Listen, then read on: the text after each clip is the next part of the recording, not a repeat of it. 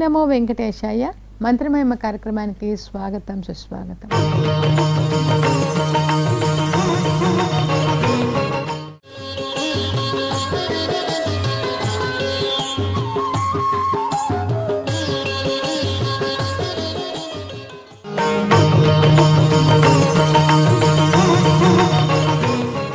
మంత్రమహిమ కార్యక్రమంలో మనము తిరుమల తిరుపతి గురించి, తిరుమల కొండ అంటే శ్రీపర్వతం గురించి, ఆ శ్రీపర్వతం మీద వెలిసిన వరాహ వెంకటేశ్వర స్వామి గురించి, శ్రీనివాస వెంకటేశ్వర స్వామి తత్వం గురించి మనము డాక్టర్ ఆకెళ్ళ విభీషణ శర్మ గారిని అడిగి తెలుసుకున్నాం. నమస్కారం గురుగారు. నమస్కారం. మనం పుడుతూనే పితృరుణం, దైవ రుణం, ఋషి రుణం వీటితో దిగుతాం. కాబట్టి మాతాపితృ తీరాలన్నా, దైవ రుణం తీరాలన్నా, ఋషి రుణం తీరాలన్నా ఈ రుణత్రయ విమోచనకి మనం చేయవలసిన పనులు చేయలేకపోతున్నాం. కాబట్టి అక్కడ కళ్యాణం చేసుకోవాలి. అక్కడ ధర్మం నారాయణవనం, ఇక్కడ అర్థం ఇది. తర్వాత కామ్యం ఏది? శ్రీనివాస మంగాపురం. అక్కడికి వెళ్ళి కళ్యాణం చేసుకుంటే కోరికలు తీరుతాయి. శ్రీనివాస మంగాపురం ఆ కళ్యాణది తీరంలో అక్కడే గుండు కొట్టుకునేవాళ్ళు ఒకప్పుడు. కళ్యాణ కట్ట ఇప్పుడు ఇక్కడికి వచ్చేసింది, కానీ కళ్యాణది కట్ట అక్కడ ప్రవహించేది. వివాహాలు అవుతాయి అని శ్రీనివాస మంగాపురంలో ప్రతీతి ఉంది కదా. తర్వాత మోక్షం ఇచ్చే జనార్దనాథ్. ఈ 4 క్షేత్రాలు అయ్యాయి కదా, ధర్మ అర్థ కామ మోక్షాలు, సంకల్పము, ఆశీర్వచనం. ఇవన్నీ కూడా తెలియాలండి భక్తులకి. తిరుమల యాత్రా విధానం నాగలాపురం, తిరుచానూరు, తర్వాత నారాయణవనం, అప్పులేయగుంట, ఆ తర్వాత వచ్చి శ్రీనివాస మంగాపురం, తిరుమల. ఇది తిరుమల యాత్ర పూర్ణమయ్యే.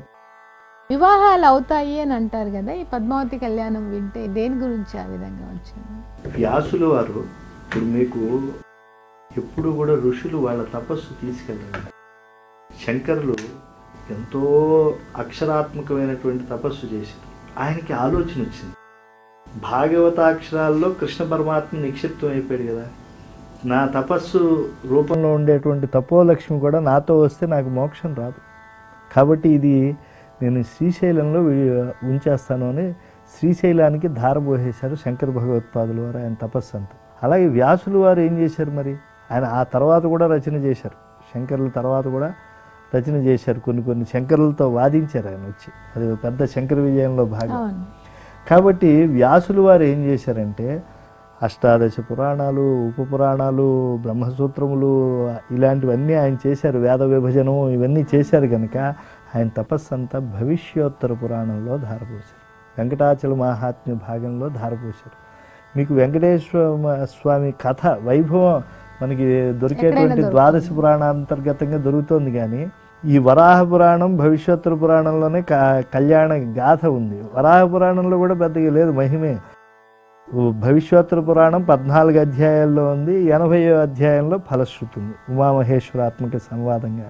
కాబట్టి ఈ 14 అధ్యాయాల్లో వ్యాసుడు బీజాక్షరాలు నిక్షిప్తం చేశాడు, కళ్యాణ బీజాక్షరాలు. కాబట్టి కళ్యాణం అయి తీరుతుంది. అంటే వాళ్ళకి ఏదైనా తీవ్రమైన గ్రహదోషాలు ఉంటే శ్రీనివాస మంగాపురంలోనే చేయాలి కళ్యాణం. భవిష్యోత్తర పురాణ పఠనం వల్ల ఎక్కడైనా జరుగుతుంది. తప్పులు లేకుండా చదువుకోవాలి. ఎందుకంటే సంస్కృత భాష భారతస్య ప్రతిష్టాద్వే సంస్కృతి సంస్కృతిస్తథ అంటారు. సంస్కృతం సంస్కృతి. ఈ సంస్కృత భాష ఎలా వచ్చింది? మిగతావన్నీ ప్రకృతి నుంచి వచ్చిన భాషలు. సంస్కృతం పరమేశ్వరుడు కైలాసంలో తాండవం చేశారు. ఆ తాండవం ఎప్పుడూ చేస్తూ ఉంటారు ప్రదోషకాలంలో. ఆయన ఆ మహాప్రళయంలో కూడా చేస్తారు. మీరు అమ్మవారి నామాల్లో చెప్తారు కదా, మహేశ్వర, మహాప్రాణ, మహాతాండవ సాక్షిని అమ్మవారు ఉంటుంది అక్కడ. ఆ నృత్యావసాన సమయంలో ననాద ఢక్కాం నవ పంచవారం, నవ అంటే 9, పంచ 5 కలిపితే 14 సార్లు డబడబడబడమా అని కొట్టారు ఆయన. కొడితే మనలాంటి వాళ్ళకైతే డమడమా ఏదో కొట్టుకున్నారులే అనిపిస్తుంది, కానీ మహర్షులకు తెలుస్తుంది. ఆ పాణిని మహర్షి గ్రహించారు. ఐవున్ అరలుక్ ఏవోంగ్ అయోచ్ హైవరట్ లన్ యమగణనం జభై ఘడదశ్ జపగడదశ్ కపజడత జడతో కపై శేషసర్ హల్ 14 సూత్రాలు రాసి ఇవి మాహేశ్వర సూత్రములు అన్నారు. పాణిని సూత్రాలు అనలా. పాణిని గారు మళ్ళీ 4 తక్కువ 4,000 సూత్రాలుగా రాశారు. దానికి వార్తికం రాశారు, వరరుచి. దాన్ని మహాభాష్యం రాశారు, దానికి పతంజలి ఆదిశేష స్వరూపులు. అప్పుడు ఈ యొక్క భాష ఎక్కడి నుంచి వచ్చింది? పరమేశ్వరుడి నుంచి. అర్ధనారీ శబ్దార్థ స్వరూపులైనటువంటి అర్ధనారీశ్వర తత్వాన్ని ప్రతిఫలింపజేసేది సంస్కృతం. కాబట్టి దాన్ని తప్పులు లేకుండా 3 రోజుల్లోనో 7 రోజుల్లోనో పారాయణం చేసుకుంటే పెళ్ళిళ్ళు అవుతాయి. నేను ఉదాహరణలు దీన్ని నమ్మినటువంటి ఒక డాక్టర్ గారు నా దగ్గరికి వచ్చి వారు పారాయణం చేయించుకున్నారు. వారం రోజుల లోపల వాళ్ళ ఇద్దరు పిల్లలకి పెళ్ళిళ్ళాయి. ఇప్పుడు మనకి పద్మావతి కళ్యాణం జరిగింది. దేవుడు కుబేరుని దగ్గర అప్పు తీసుకున్నాడు అన్నారు. అప్పు ఎందుకు తీసుకోవాల్సి వచ్చింది? ఆయన దగ్గర లక్ష్మీదేవి ఉంది కదా. ఆయన దగ్గర వ్యూహలక్ష్మిగా ఉంది, వ్యూహాత్మకమైన లక్ష్మి. ఆవిడ పూర్ణలక్ష్మి కాదు, ఒక కళ విడిపడి ఉంది. లౌకికమైన లక్ష్మి విడిపడి ఉంది. ఆ లౌకిక విడిపడినటువంటి లక్ష్మి తీసుకోవాలి అనేటువంటి విషయాన్ని ఆయన కుబేరుడికి కూడా ఇచ్చింది ఎవరండి? ఈశ్వరుడే ఇస్తాడు. దానిలో ఒక లీలగా ఆయన దగ్గర నుంచి తీసుకున్నాడు. కలియుగాంతం వరకు కూడా ఆయన తీసుకుంటాడు. ఒక్క విషయం గ్రహించాలి, ఆయనలో నల్లధనం ఉంది కదా అని నల్లధనం తీసుకోడండి. వేదం కన్నా కూడా స్వేదాన్ని నమ్ముకున్నటువంటి వాడు తన కష్టాన్నంతా కూడా ఆయన చాలా నమ్ముకుని ₹1 వడ్డీ కాసులు వాడు అంటంలో పరమార్థం అదే. ₹1 వేస్తే లక్ష్మితో చెప్తాడు ఆయన రహస్య సంభాషణలు. లక్ష్మి, నేను ఈ వేసే ఈ లక్షలను నేను ప్రీతితో అందుకుంటున్నానా? ధర్మకార్యాలు వినియోగపడతాయి, కానీ నేను చెయ్యి పెట్టి ₹1 తీసుకుంటా. అది ఎప్పుడు అనంటే ఎవరు తన స్వేదాన్ని నమ్ముకుని నడిచి వచ్చి ఎటువంటి ఈ యొక్క ఆభిజాత్యాలు అహంకారాలు భుజికెత్తులు లేకుండా వచ్చి నా పాదాలను నమస్కరించాను అని తృప్తిగా ఒక క్షణం నన్ను చూసి చాలీ దర్శనం అని వెళ్ళిపోయేవాళ్ళు ఉంటారు. అది తీసుకుంటాడు. అది కుబేరుడికి వడ్డీగా చెల్లిస్తాడు. పద్మావతి కళ్యాణం జరిగింది అని అనుకుంటున్నాం కదా. మరి పైన శ్రీదేవి భూదేవి కళ్యాణం చేపిస్తున్నాం మనం రోజు. ఇది ఎందుకు వచ్చిందంటారు? నారాయణవనంలో స్వామి కళ్యాణం జరిగింది అని చెప్పి వెంకటాచల మహాత్మ్యం స్పష్టంగా చెప్తోంది. అక్కడ పద్మావతి అమ్మవారు పల్లకిలో వచ్చారు. అవి వచ్చినటువంటి ఆవిడ్ని కులుకగా నడవరో కొమ్మలాల జలజల రాలిని జాజులు మాయమ్మకోన అన్నమయ్య అభివర్ణించారు. అంటే బిరుసు బోయిలు నడిచి తీసుకొస్తే ఆయనకి నచ్చలేదు. అమ్మాయిలు తేవాలి, వాళ్ళు అప్సరో స్త్రీలు తేవాలి. వాళ్ళు తెస్తూ ఉంటే కోపం వచ్చిందండి అన్నమయ్యకి. మీరు ఆ వయ్యారంగా యవ్వన గర్వంతో నడుస్తున్నారు, కులక్కుండా నడవండే మీ మొహం మండ. జలజల రాలిని జాజులు మాయమ్మకు 7 మల్లెలు ఎత్తు సుకుమారి మా అలమేలు మంగమ్మ. ఆమె కురులు రాలిపోతున్నాయి, నిన్నుదురు చెమరుస్తోంది, ఆ ముంగురులు రాలి మొహం మీద పడుతున్నాయి. అదేమిటిది? కర్పూర హారతి ఇస్తున్నారు. అమ్మ కర్పూర హారతి ఇవ్వద్దు, ముత్యాలతో నివాళులు ఇవ్వండి. ఇలాగా ఆయన అమ్మ వచ్చేప్పుడు అభివర్ణించారు. పద్మావతీ దేవితో కళ్యాణం జరిగింది. కాటూరు వెంకటేశ్వరరావు మాస్టర్ అని శ్రీనివాస్ కళ్యాణం అని చిన్న పుస్తకం రాశారు. మన దేవస్థానం ముద్రణలో ఉంటుంది, చదవండి. వరుణుడు నీటి కావళ్ళు మోసేట. ఎందుకని? అయిపోతే ఆయనే వర్షించి తేగలడు కాబట్టి. అగ్నిదేవుడు ఆ కళ్యాణంలో ఆయన వంటలు చూసే బాధ్యతను పొందాడు బ్రహ్మగారి ద్వారా. అలాగే మనకి కుమారస్వామి అందరినీ ఆహ్వాన పత్రికలు ఇచ్చాడు. ఎందుకంటే 6 ముఖాలు. కోడలను పిలిస్తే అత్తగారికి కోపం రావచ్చు, మామగారికి ఒకేసారి 6గురిని పిలిస్తే ఏ వివాదం ఉండదు. ఇలాగే ఎవరెవరికి ఏ బాధ్యతలు, సరస్వతీదేవికేమో అందరికీ జపమాలలు ఇవ్వటం, ఇలాగా బాధ్యతలు ఇచ్చారు. కళ్యాణం జరిగింది. కళ్యాణాంతంలో ఒక అద్భుతమైన ఘట్టం జరిగింది. పెళ్లి కొడుకు పెళ్లి కూతురు ముందు భోజనం చేసేయటం సంప్రదాయం కాదు. వివాహంలో పెద్దవారికి ఇవ్వాలి. ఇప్పుడు స్వామి కన్నా పెద్దవాళ్ళు ఎవరు? ఇప్పుడు అఖిలాండ కోటి బ్రహ్మాండ నాయకుడు ఆది మధ్యాంతరహితుడు లీలగా పద్మావతిని ఆయన కరగ్రహణం చేస్తున్నాడు. ఆయనకన్నా పెద్దవాళ్ళు అక్కడ రావాలి. బ్రహ్మగారు నేను పెళ్లి చేయిస్తానండి అని ఆయన తప్పించుకున్నాడు. బ్రహ్మగారిని నేను పెద్దవాడిని కాదు, వేరే వాళ్ళని. సప్తఋషులు దూరంగా వెళ్ళిపోయారు. దిక్పాలకులు అసలు కనబడటం మానేశారు. వీడు పెద్దవాడు అనుకుంటున్నాడా అని చెప్పి. ఎందుకంటే స్వామి ఆజ్ఞలకి భయపడి వాళ్ళ కర్మలు చేసేవాళ్ళు. భీషోదేతి సూర్య భీషోదేతి చంద్రమా అని వేదం చెప్తుంది. భయపడేవాళ్ళు వాళ్ళు. ఇలాగా అందరూ వెళ్ళిపోతున్నారు. అప్పుడు ఆయన బ్రహ్మగారు వచ్చి అడిగితే, అయ్యా ఈ యుగంలో నేను పెద్దవాడిని కావచ్చు, కానీ పూర్వం ద్వాపరంలో కృష్ణుడు, త్రేతలో రామావతారం, కృతయుగంలో నరసింహస్వామి ఉంది కదా, ఇప్పుడు యోగ నరసింహస్వామి ఆయన. కళ్యాణానికి ముందుగా ఆయన్ని భోజన నివేదన చేయమని ప్రార్థిస్తున్నారే. ఎందుకు? ఆ రోజున ఆయన చెంచులక్ష్మీ దేవతను తొడ మీద కూర్చుని ఆయన చిలిపిగా నవ్వుతూ ఆమెకి గోరుముద్దలు పెడుతూ తాను తిన్నాడు. దీన్ని దర్శించారు అన్నమయ్య. దర్శించి ఆ పదకవితకి ఆద్యుడు ఆరాధ్యుడు అనవద్యుడైన అన్నమయ్య ఆరగించి కూర్చున్నాడు అల్లవాడే చెంగటనే చూడరో లక్ష్మీ నారసింహుడు అనే పాట పాడారు. ఇప్పుడు ఈ పద్మావతితో కళ్యాణం అయింది. ఆయన తర్వాత తిరుమలకి చేరారు, అర్చామూర్తిగా మారారు. ఆయన అమ్మవారు వచ్చి వ్యూహలక్ష్మిగా ఉన్నారు. ఇది సరిపోదని రెండో పక్క కూడా అమ్మవారిని ఉండాలి అని మంగమ్మను మెడతాళిగా వేశారు భగవద్ రామానుజుల వారు. ఎప్పుడు కూడా శుక్రవారాభిషేకం జరిగినప్పుడు ఈ యొక్క మెడతాళిగా ఉండే అమ్మను బయటికి తీయటం అనేటువంటిది ఉంటుంది. పసుపు కుంకుమలతో పూజించి మళ్ళీ వేసేస్తారు. ఈ సమయంలోనే చాలా విరహం వచ్చేస్తుంది. స్వామి నిత్యానపాయని కదా, వదిలి ఉండలేనటువంటి ఆ తల్లి ఒకప్పుడు బాధపడ్డాను, మళ్ళా బాధపడాల్సి వస్తుందని ఆ 12 నిమిషాలు బాధపడుతుంది. 12 ఏళ్ళు ఓర్చుకున్నటువంటి తల్లి. అప్పుడు ఈ యొక్క గోదాదేవి సాయించినటువంటి పాసురాలు చదివి ఊరట కలిగిస్తారు స్వామికి, అమ్మకి. ఆ విరహ పాసురాల వల్ల ఓ గోదాదేవి కూడా ఇలాగా అనిందని. ఇప్పుడు ఇక్కడ శ్రీనివాస కళ్యాణంలో శ్రీదేవత భూదేవతతో స్థిరశక్తిగా చరశక్తిగా ఉండే 2 రూపాలుగా అమ్మ ఎందుకు పొందింది అంటే, మీరు ఎక్కడ కళ్యాణం జరిగినా శ్రీదేవత భూదేవితోనే జరుగుతుంది. నారాయణవనం వెళ్ళండి, శ్రీదేవి భూదేవులతో పాటు పద్మావతీదేవి కూడా అక్కడ ఉంటుంది. అక్కడ ఒక మంత్రం చెప్తారు, భర్తు వెంకటనాయకస్య హృదయే ద్వేధా విధాయాత్మన మూర్తిం శశ్వదీయం కృపామృతఝరీ శ్రోతస్విని భార్గవి ఉద్ధర్తుం నిఖిలాన్ అగణ్య విషమాంభోవన్హి దగ్ధాత్మన జంతూన్ సన్నిదధాతి విశ్వజనని పద్మావతి రక్షతాత్. ఈ యొక్క మంత్రానికి వివరణగా ఒక్క మాట ఆలోచించండి. భగవంతుడికి విష్ణు సహస్రనామాల్లో మీరు నిత్యం పారాయణం చేస్తున్నారా? స్తవ్య స్తవప్రియ అని చెప్పి ఆయన స్తవ్యుడు, పుణ్యశ్రవణ కీర్తనుడు. ఆయనకన్నా గొప్పవాడు ఎవరు లేరు కీర్తించడానికి. కాబట్టే నరహరి కీర్తన నానిన జహ్వ ఒరులు నుతింపదు అని అన్నమయ్య కూడా చెప్తారు. మరి అలాంటి ఆయన కీర్తనకి పొంగిపోతాడు. స్తవప్రియుడు ఆయన. ద్రౌపదో గజేంద్రుడో లేదా అటువంటి ఆర్తితోనో ఎవడన్నా కుడిపక్క ప్రార్థించాడనుకోండి, అటే చూస్తూ ఉంటాడు ఆయన. 1000 కళ్ళు అటే నిలుపుతాడు ఆయన. ఇటు చూస్తే అటే నిలుపుతాడు ఆయన. మరి ఆ టైంలో అనంతుడో విశ్వక్సేనుడో నారదుడో ఎవరైనా వెళ్ళి చెప్పగలరా? ఒక హృదయంలో ఉండే లక్ష్మి చెప్పగలదు. అందుకని ఆమె కళ్యాణ లక్ష్మిగా మారుతూ 2 రూపాలు. భర్తు వెంకటనాయకస్య హృదయ. అటు చూస్తూ ఉంటే అటు చూస్తున్నానండి, అటువంటి తొందరగా అనుగ్రహించి ఇటు చూడు, ఇటు చూస్తుంటే ఇటే చూస్తే ఎలా స్వామి, అటు చూడు అని చెప్పి ఆ 4 దిక్కుల్ని శ్రీదేవిగా, ఈ 4 దిక్కుల్ని భూదేవిగా ఆమె స్థిర చర శక్తులుగా మారి ఆమె నిత్య కళ్యాణానికి. ఇప్పుడు కళ్యం అంటే ఏమిటి? సుఖం. అనయతి ప్రాపయతి. మన కళ్యాణాలు మనకి సుఖాన్ని ఇచ్చేటువంటి సంకల్పంతో ఉంటాయి. మమ కళ్యాణ హేతున అని. స్వామి కళ్యాణ సంకల్పం ఏమిటి? లోక కళ్యాణ హేతున అని కదా.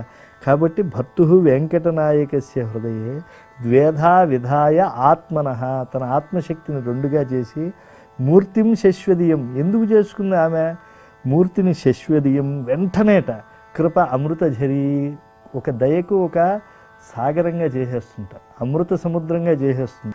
కృపామృతఝరీ శ్రోతస్విని, ఎప్పుడు కూడా తరంగితమవుతూ ఉంటుంది దయ ఆ స్వామి మూర్తి యందు.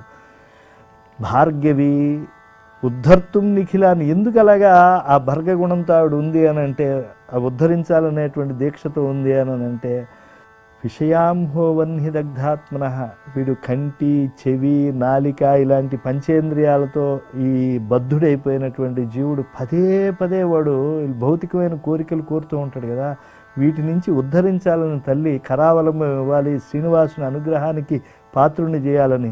ఉద్ధర్తుం నిఖిలాన్ అగణ్య విషమాంహోవన్హి దగ్ధాత్మన జంతూన్ సన్నిదధాతి విశ్వజనని పద్మావతి రక్షతాత్. అయ్యా శ్రీదేవి భూదేవి అనుకోవద్దు, ఒకే పద్మావతి. రాఘవత్వే అభవత్ సీత. తల్లి రాముడైతే ఆమె సీతమ్మయింది. ద్వాపరే కృష్ణ జన్మని. ఆయన కృష్ణ జన్మ ఎత్తితే రుక్మిణి కృష్ణ జన్మని. రుక్మిణిగా కృష్ణ జన్మలో ఆవిడ ఉంది. అన్యేషు చ అవతారేషు విష్ణోహో ఏష అనపాయని. ఇతర అవతారాల్లో కూడా ఒకతే ఆవిడ మహాలక్ష్మి. కాకపోతే అన్ని రూపాలు ధరిస్తూ ఉంటుంది. శరీరం అందు ఇన్ని రూపాలు ధరించింది, 8గా ధరించింది. బయటకు వచ్చి 2 కళ్యాణమూర్తులుగా ఆవిడ అటు ఇటు ఉండి స్థిర సంపదలు ఒకరుగా, చర సంపదలు ఒకరుగా, అటుపక్క ఇటుపక్క ఉండేటువంటి వాళ్ళని, ఆ దిక్కుల్లో ఈ దిక్కుల్లో ఉండేవాళ్ళని, విదిక్కుల్లో ఉండేవాళ్ళని కాపాడింపజేస్తుంది అమ్మ. కానీ మరి 3వ ఆమె నీల ఉంది కదా, ఆమె ఆమె ఆమె నీల వేరు కాదండి. నీల ఆయన హృదయంలో ఉండేటువంటి భావనాశక్తి, అది ఒక మూర్తి అనమాట. మనం ఏం చేస్తామంటే ఒక్కొక్క శక్తికి ఒక, ఇప్పుడు పరమేశ్వరాత్మకమైనటువంటి ఆయనకి ఎన్నో కళలు ఉంటాయి. మన అమ్మే ఉంది కదా, మా అమ్మ నాకు ఆకలేసిందమ్మా అంటే నాకు ఇష్టమైన పొంగల్ చేసి పెట్టింది అన్నపూర్ణ. అలాగే కోపం వచ్చింది, ఓ దెబ్బేసింది దుర్గాదేవి. అలాగే నాకు అర్థం కావట్లేదమ్మా లెక్క అంటే చెప్పింది సరస్వతీదేవి. ఇలా ఒక అమ్మలోనే ఇన్ని దేవతలు చూస్తున్నామే. కాబట్టి మరి విశ్వమాతలో ఎన్ని చూడొచ్చు మనం? అవి ఆ దేవతలు పురాణ దేవతలు. అలాగే తర్వాత గోదాదేవి, తరిగొండ వెంగమాంబ కూడా వాళ్ళ పతిగా ఆయా భావించారు. అంశాలతో పరమాత్మ యొక్క లీలలకు ఎప్పుడూ కూడా అంతు ఉండదండి. జనులను భక్తి సాగరంలో ఓలలాడించాలి. ఇప్పుడు నాయికాభావంతో పరమాత్మను ఆరాధించాలి అని 12 మంది ఆళ్వార్లు వచ్చారు ద్రవిడ భూమిలో. వీళ్ళు వస్తారని భాగవతంలో చెప్పబడింది. వచ్చారు కళ్యాదిలో వీళ్ళు. భూతం సరస్య మహదాహ్వయ భట్టనాథ శ్రీ భక్తిసార కులశేఖర యోగివాహాన్ భక్తాంగ్రేణు పరకాల యతీంద్ర మిశ్రాన్ శ్రీమత్ పరాంకుశముని ప్రణతోస్మి నిత్యం. ఈ 12 మందిలో శ్రీ అని చెప్పబడ్డారే, ఈవిడ గోదాదేవి. ఈవిడే చూడి కుడుత్త నాచ్యార్ అంటే తను ధరించిన మాలికలు పరమాత్మకి అర్పించింది. అంతవరకే కానీ కళ్యాణం లేదు. ఆమె చక్కరక్కై వెంగడ వరకు విధిక్కిట్రియే చక్రాయుధాన్ని ధరించిన వెంకటేశ్వర్ నా ప్రియుడంది, కానీ కళ్యాణం మాత్రం రంగనాథ స్వామి. పెరియాళ్ళు వారు మొత్తం అందరినీ చూపించారు. 108 దివ్య దేశాల్లో ఉండేవారిని రంగనాథుడిని. అమ్మా ఆయన వృద్ధుడమ్మా, వద్దు అని అంటే వృద్ధుడైతేనే నాకు లొంగుతాడు అని చెప్పి భూదేవరాజ స్వామిని కోరుకున్నట్టు ఆయన కోరుకున్నాడు. మరి తరిగొండ వెంగమాంబ కూడా భర్తగా భావించింది కదా. తరిగొండ వెంగమాంబ ఆమె అద్వైత భూమికల్లో వసించింది. ఆమె బాల్యం నుంచి కృష్ణార్యుడి యొక్క పుత్రిక. ఒక అద్వైత గురువు దగ్గర నుంచి దీక్ష పొందింది. కృష్ణుడే నా భర్తగా అనుకుంది. కానీ ఒకరిని ఇంజేటి వెంకటాచలపతి అనేటువంటి వాడిని లోకం కోసం తండ్రి బలవంతంగా వివాహం చేశారు. పాపం ఆయన రోజు పాము గరిచి చనిపోయాడు. కానీ ఆమె పూర్వ సువాసిని అయినప్పుడు ఆ కాలంలో ఉండే పరిస్థితుల వల్ల ఆమె వపనం చేసుకోవాలి, ఈ పంచ పవిత్రాలుగా భావించేటువంటి సౌభాగ్యాలను విడిచిపెట్టాలి. ఆమె అలా లేదు. అందుకని కోపపడ్డారు. కోపపడితే లౌకికులకి పరమాత్మే సమాధానం చెప్పాడు. ఆ మహాయోగిని ఆమెను జుట్టుబట్టి ఈడ్చినటువంటి వాళ్ళు అసలు ఆ బ్రాహ్మలే తరిగొండలో ఉంటారు. ఇప్పటికి అర్చన ఆవిడకి వాళ్ళే చేస్తారు, కానీ పక్క ఊర్లో ఉంటారు. తరిగొండ వెంగమాంబ నరసింహస్వామి జయంతి రోజునే ఆవిడ యొక్క జయంతి కూడా వస్తుంది. మీరు వెళ్ళి చూస్తే అర్చకులు ఆ 2 కిలోమీటర్ల దూరం నుంచి వచ్చి ఆరాధించి మళ్ళీ వెళ్ళిపోతారు. ఆమె శాపం పెట్టలేదు, ఆమెను బాధ పెట్టడం వల్ల వాళ్ళు దూరం అయిపోతారు. ఇప్పుడు భగవత్ శక్తులు మనని శిక్షించవండి. అన్నమయ్య అంటాడు దురిత దూరోహం. మనం పాపములు చేస్తే భగవంతుడికి మనం దూరం అయిపోతాం. ఆయన ఏం తోసేయడు మనని. మనుష్యులు దోసేసినట్టుగా, అధికారులు దోసినట్టుగా ఆయన ఏం తుయ్యడు. ఈ వెంకటాచల మహత్యం ఆవిడ రాసిందంట. ఆవిడ ఈ వరాహ భవిష్యోత్తర పురాణాల్లో ఉండేటువంటి వెంకటాచల మహాత్మ్యం వ్యాసుల వారు తీసుకున్నది చక్కగా ఆవిడ రాసింది. అందులో కూడా ఆమెకి అమ్మభక్తి వచ్చేసింది. తిరమై శ్రీ అలమేలుమంగ ఉరమందే నిల్చి దీపింపగా పరమైశ్వర్య ధురంధరుండగుచు నాపాలన్ కృపన్ నిల్పి సుందర దివ్యాకృతి అప్పటప్పటికి మోదం బొప్పగా నిల్పి మద్వరదుండై తగు వెంకటాచలపతిన్ వర్ణింతు నశ్రాంతమున్నన్నారు. అంటే ఏంటి? అవిశ్రాంతంగా నేను ఆ యొక్క వెంకటాచలపతిని నేను ఎప్పుడూ కోరుకుంటూ ఉంటాను అని చెప్పి ఆవిడ వ్రతం. మరి లక్ష్మీ నరసింహస్వామిని కదా అంటే వాళ్ళిద్దరి మధ్య అభేదాన్ని తరిగొండ శేష కుధరాధ్యక్షున్నది ఆవిడ. అంటే తరిగొండ వేరు, శేషపర్వతంపై వేరు, ఈ రెండింటిపై ఉండే దైవాలు వేరు అనుకోలేదు. వీళ్ళిద్దరికీ అద్వైత భావన చూసి ఇద్దరినీ ఆవిడ ఆశ్రయించి ఆరాధించి తరించింది. ఆవిడ నిత్యముత్యాల హారతి హరితభరితంగా నిలిచింది. తాళ్లపాక వారి లాలెలాగో తరిగొండ వారి హారతి అంతే. ఇట్లా ఈ తీర్థాలన్నీ ఉన్నాయి. ఈ తీర్థాల యొక్క ప్రాశస్యత ఏంటి అంటే మనకి తీర్థమునకు ఒక శక్తి ఉంది అనేటువంటి విషయాన్ని ఋషులు గ్రహించగలుగుతారు. అంటే ఒకడు ఒక శక్తిని తెలుసుకోలేడు. ఇప్పుడు మీకు విష్ణు సహస్రనామాలు ఉన్నాయా? భగవంతుడి నుంచి లేదా ఏ దేవుడి సహస్రనామాలైనా ఋషిభి పరిగీతాన్ని తాని వక్ష్యామి భూతయే. నేను ఈ యొక్క భక్తులకు, భూతాలంటే ఏవో భూతం ఆవహించింది అలాంటి భూతం కాదు, అంటే జీవజాలానికి ఆశ్రిత భక్తులకి నేను చెప్తున్నాను. ఇవి ఎవరు నేను రాశాను కాదు, భీష్ముడు చెప్పినటువంటివి కావు, సహదేవుడు ధారణ చేసినవి కావు, పరమాత్మ కృష్ణుని సాక్షిగా లోకంలోకి వచ్చినవి. ఋషిభి పరిగీతాన్ని తాని వక్ష్యామి భూతయ్య. ఋషులు ఒక్కొక్కడు ఒక్కొక్క, ఇప్పుడు నారాయణ అనేటువంటి నామాన్ని ఓ ఋషి దర్శించాడు. ఎలాగా? ఈ నారాయణాత్మకమైనటువంటి శక్తి అంతటా ఉంది అని గ్రహించి ఆ నారాయణ జలముల యందు ఈయన ప్రధానంగా ఉంటాడు అనేటువంటి దృష్టితోనో ఏదో నారాయణ అనే నామం ఇచ్చాడు. దానికి అనేక వ్యాఖ్యానాలు. వాసిదంతే జగత్రయం అనేటువంటి భావనతో ఉండేవాళ్ళు ఈ అష్టాక్షరిని కాదని ద్వాదశాక్షరిని చెప్పారు వాళ్ళు, వాసుదేవ అని. అలాగే విష్ణు అన్నారు, అణువు నుంచి అంతా వ్యాపించినటువంటి వ్యాప్నోతీతి విష్ణు అని. ఇలాగా ఒక్కొక్కటి చెప్పినా కూడా ఈ విష్ణువు యొక్క శక్తులే ఈ నామాలు, విష్ణు శక్తులను తెలియజేసేవే ఈ సహస్రనామాలు. అలాంటివి ఈ నామావళంతా కూడా. కాబట్టి ఈ తీర్థములు కూడా అదృశ్యంగా ఒక్కొక్క శక్తిని ఇస్తాయి. ఇప్పుడు గోగర్భం ఉంది, ఇక్కడ జన్మరాహిత్యం వస్తుంది కాబట్టి మలయాళ స్వామి వారు అక్కడ తపస్సు చేశారు. పాండవులు కూడా ఎందుకు ఈ మానవ జన్మలు, పరమాత్మ కృష్ణుడిని మనం చతుర్భుజుడి నీడలో ఉన్నాం, మనం జ్ఞాతివధ చేశాం, మన పాపాలు పోవాలి అని చెప్పి అక్కడ జ్ఞాతివధ దోషాన్ని పోగొట్టుకున్నారు, పునరావృత్తి రహితమైన మోక్షాన్ని పొందారు. అలాగే తుంగురు తీర్థం ఉంది, అక్కడ స్నానం చేస్తాం మనం. అక్కడ చూడండి ఎంత స్వచ్ఛ జలాలు, కింద ఎక్కడో చిన్న పాము పెడితే 40 అడుగులు పైనుంచి మనకు కనిపిస్తుంది, ఓ చిన్న కప్పపిల్ల కనిపిస్తుంది మనకి. అక్కడ పక్షులు ఎగురుతూ ఉంటే పావురాలు, మన మృదంగ విద్వాంసుల యొక్క మార్దంగిక శబ్దం మనకు వినిపిస్తుంది. సొగసుగా మృదంగ తాళం అంటారే త్యాగరాజస్వామి వారు. అలాగే ఓ చౌరాసియా గారు వాళ్ళ ఫ్లూట్ లాగా ఆ కొండ చర్యల మధ్య గాలి పెడుతూ ఉంటే వినిపిస్తూ ఉంటుంది. అక్కడ ఏంటంటే తుంగురుడు తన భార్య ఆ తీర్థాన్ని విశ్వసించకపోతే ఆమెను శపించాడు, ఆ దోషం పోయింది అక్కడ. కాబట్టి మనకి శాపాది దోషాలు పోతాయి. ఆ తర్వాత మనకి అద్భుతమైనటువంటి భగవంతుణ్ణి పూజించాలనేటువంటి దీక్ష ఏర్పడుతుంది. ఎందుకంటే కోధర్మ సర్వధర్మాణం పరమం ఏమిటి అని అడిగారు. యద్భక్త్యా పుండరీకాక్షం స్తవైరర్చే నరసదా. పుండరీకాక్షిని స్తవం చేయాలి, అర్చన చేయాలి, అదే పరమధర్మము అని చెప్పాడు గంగాపుత్రుడు. కాబట్టి అలాంటి భావాలు రావాలంటే తుంగురు తీర్థం. లేదు కాయరసాయన తీర్థం, శరీరం బాగా లేకపోతే అక్కడ స్నానం చేస్తే స్వాస్థ్యాన్ని పొందినటువంటి వాళ్ళు. శేషతీర్థం, విష్ణు దాస్యం లభిస్తుంది అక్కడ. ఆదిశేషుడు పినతల్లి వినతకి చేసినటువంటి ద్రోహం, కద్రువ పుత్రుడు కదా, పినతల్లికి చేసిన ద్రోహానికి ఆయన రోసి అరణ్యాలకు వెళ్ళి తపస్సు చేసి ఆయన తన శక్తిని ఆ తీర్థంగా చేశాడు అక్కడ. కాబట్టి ఆ శేషతీర్థంలో చేస్తే స్వామి దాస్యమే మనకి పరమావధి అని తెలుస్తుంది. అలాగే పల్గొన తీర్థం ఉంది, ఇలా ఒక్కొక్క రామకృష్ణ తీర్థం ఉంది, ఒక్కొక్క తీర్థానికి ఒక్కొక్క మహిమ ఉంది. చాలా బాగా వెంకటేశాల మత్స్యం గురించి ప్రజలతో పంచుకున్నారండి, ధన్యవాదాలు. ఇది ఈనాటి మంత్రమేమ కార్యక్రమం. మనం వెంకటాచల మత్స్యం గురించి ఎన్నో విషయాలు మాట్లాడుకుంటున్నాం, ఇంకొన్ని విషయాలు పై వారంలో మాట్లాడుకుంటాం. ఓం నమో వెంకటేశాయ. అన్నిటిలోకి మేటి స్వామి పుష్కరిణి అంటారు.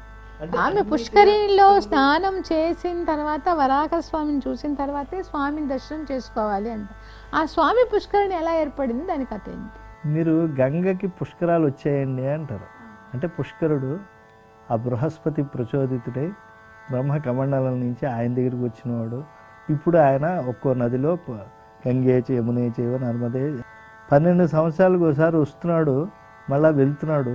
ఈయన శాశ్వత నివాసం ఎక్కడ అని ఎప్పుడన్నా ఆలోచించారా? స్వామి పుష్కరిణి, దానికి స్వామిత్వం వచ్చింది.